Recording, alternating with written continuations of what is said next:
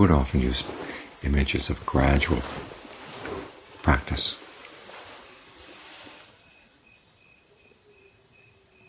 Or gradual change to illustrate the path of practice. It's one place where he says it's like a set of stairways. You go from one step to the next, without jumping up a whole set of stairways. There's another one he talks about the floor of the ocean gradually getting deeper and deeper until it finally hits a precipice.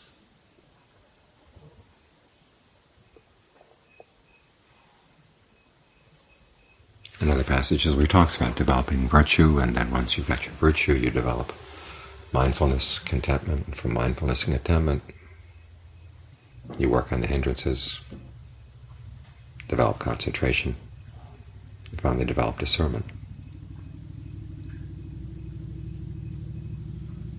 which makes it sound like you have to perfect one step before you can get to the next.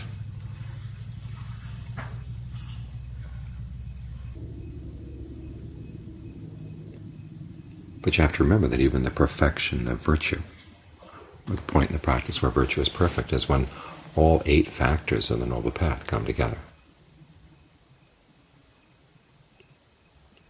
First stage of awakening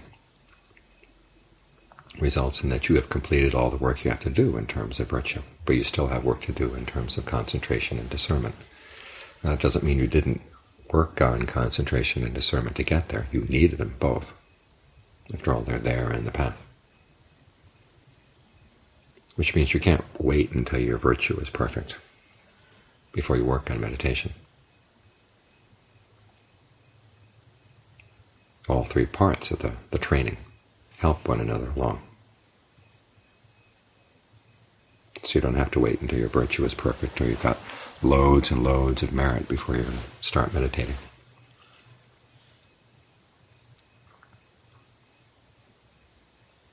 You start in right now. And you'll notice as you work on the meditation that the more virtuous you are, the more you can exercise restraint in the course of the day, the more you can be generous. The other good qualities that you develop throughout the day are going to help you in the meditation. And the fact that you're meditating makes it easier to develop those good qualities.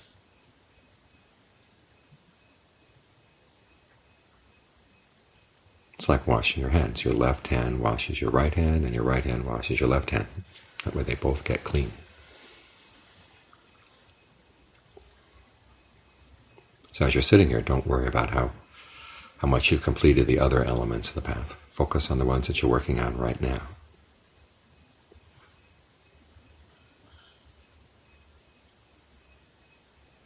At the same time, when you're going through the rest of the day, you're not sitting with your eyes closed, you're engaged in other activities. Keep asking yourself, what's the skillful thing to do now? And try to bring some sense of ease with the breath into all your other activities. It'll make it easier to do the skillful thing. To step back from unskillful mind states that pop up and where you get upset, or you get flustered, angry, whatever. You'll have more resistance to those mind states.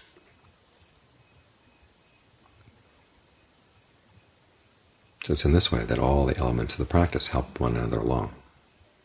And the whole day can be a practice, or devoted to the practice of developing the mind. Developing the mind.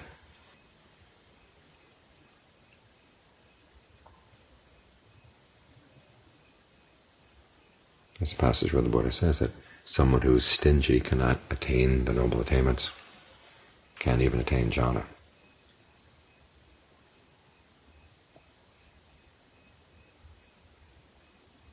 But he also says that the quality of your generosity will grow as your meditation advances.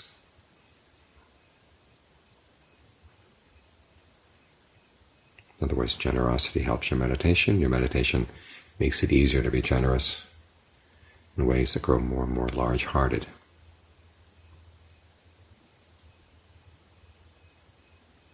It's particularly true when you're working on the developing working on developing the Brahmaviharas.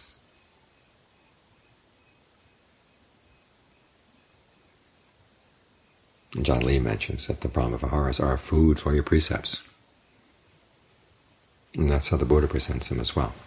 There's a passage where he talks about reflecting on the fact that you've made mistakes. In the past you've broken the precepts, harmed other people. He says the proper attitude to have toward that is that you should realize that you can't go back and undo the mistake, and sitting there stewing about it is not going to help. So you resolve that you're not going to repeat the mistake, you're going to exercise restraint in the future. And then you develop the Brahmaviharas, unlimited goodwill, compassion, empathetic joy, equanimity. This helps to ensure that you're going to stick with that resolve to exercise restraint. Because if you really feel goodwill for other people, you're not going to harm them.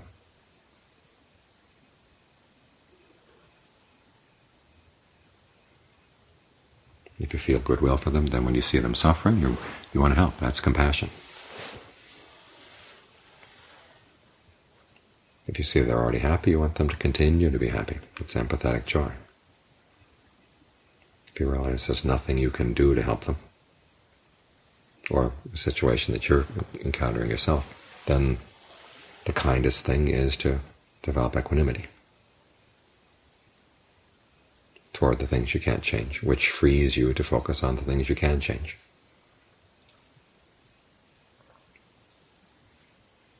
So goodwill underlies all four of the Brahmaviharas. It's the essential one.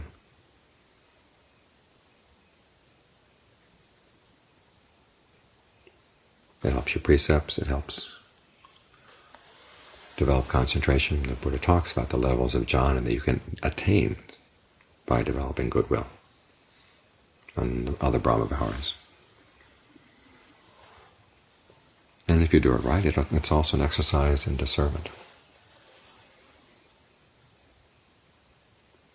Because you can't just sit there beaming out nice thoughts and think that's going to take care of the problem.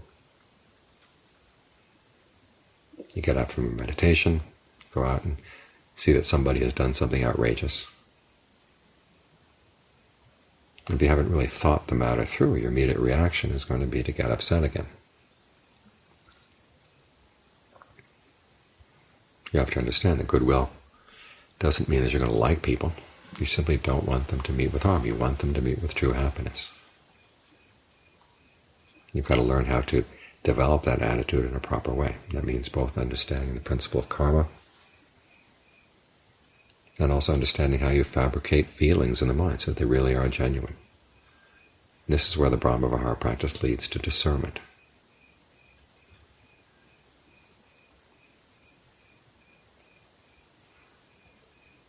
Part of the discernment is also there in the exercise of equanimity, realizing when it's appropriate to develop equanimity as an act of kindness to yourself and to others. And when you then, as opposed to when you focus more directly on the other Brahmaviharas. But you also have to understand what it means to wish for people to be happy. You want them to do things that lead to happiness. It's not like you're pretending you can take a magic wand and wave it over their heads. And they'll immediately be happy. That's not how it works.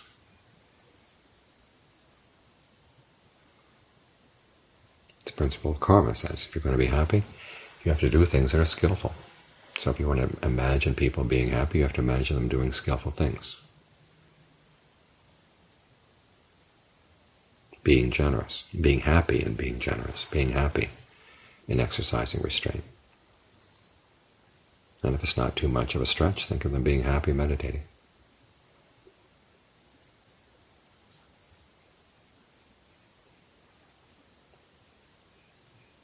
In the Metta Sutta and the Sutta Nibbata, where the Buddha talks about how to express a thought of goodwill, he doesn't simply say, may all beings be happy. That's part of it. And he goes through all the various categories, long, middling, and short, seen, unseen, big and small.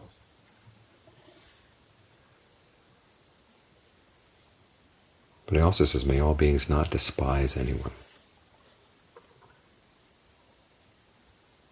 In other words, may they not create the causes for unskillful actions. So you have to think about cause and effect. And you realize that if the people you don't like could actually understand the causes for happiness, the world would be a much better place. This is why you can't have your likes get in the way of universal goodwill. Goodwill is one thing, liking and disliking other people, that's something else.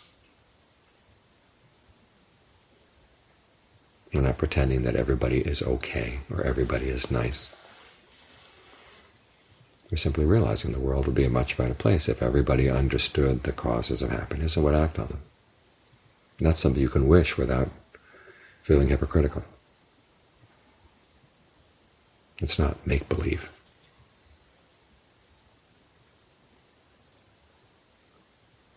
So that's one area in which you start developing right view in the process of developing goodwill. And then you take it further, this ability to develop a feeling of goodwill that you really feel down into your bones. How are you going to do that? You can't simply repeat goodwill phrases.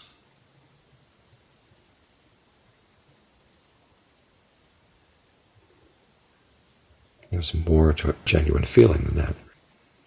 As the Buddha said, you fabricate things, you fabricate your emotions through the breath. That's physical fabrication. Verbal fabrication is directed thought and evaluation. And there's mental fabrication, feelings and perceptions. It's a good way to start with the Brahmaviharas is learn how to breathe in a way that feels really good. You have to have some sense of well-being within yourself before you can wish it for other people. John Lee's image is of a water tank. If there's no water in the tank, then you open the faucet and all you get out is air. In other words, you have to have the water of well-being inside in order to offer it to other people. So you work on breathing in a way that feels really good. And you use your directed thought and evaluation, the verbal fabrication, to help with that. But they can help with other processes as well. You can start thinking about if there's someone out there that you really have trouble feeling goodwill for, why it's in your best interest to develop goodwill for them. One of the images the Buddha gives is of a person walking across a desert, hot and trembling, coming across a little tiny puddle of water and a cow's footprint. And realizing that if he's going to drink the water, he's going to have to get down on his hands and feet and slurp it up. If he tries to scoop it up with his hand, he's going to get it muddy.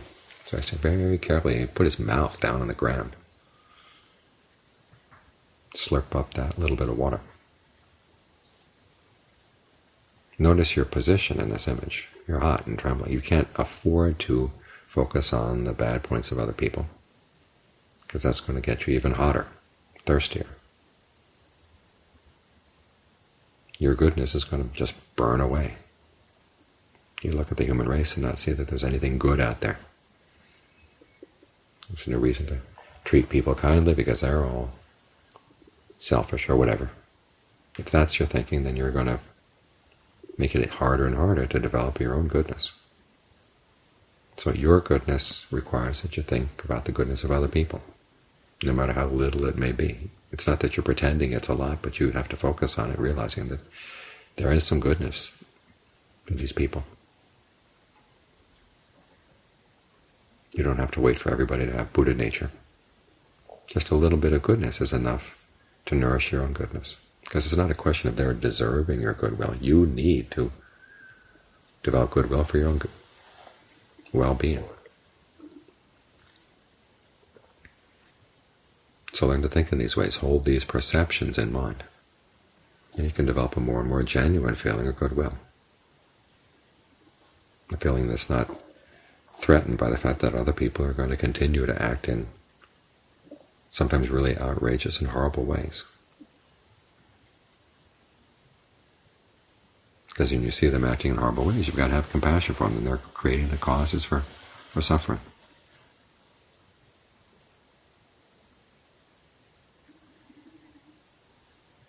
So as you develop these thoughts of goodwill, you're giving yourself a stronger foundation for your own virtue, creating a stronger foundation for concentration, and gaining some practice in understanding this process of fabrication, which is what discernment is all about. See how states of mind are fabricated, how emotions are fabricated both in body and mind. Get more and more sensitive to how this process takes place. So it's not the case that you work on virtue, and then when it's all taken care of, then you move on to concentration, and then when that's all taken care of, you move on to discernment. You work on developing the mind in such a way that all three parts of the training work together, help one another along. So even though the process is gradual, it's gradual in the sense that all three develop together.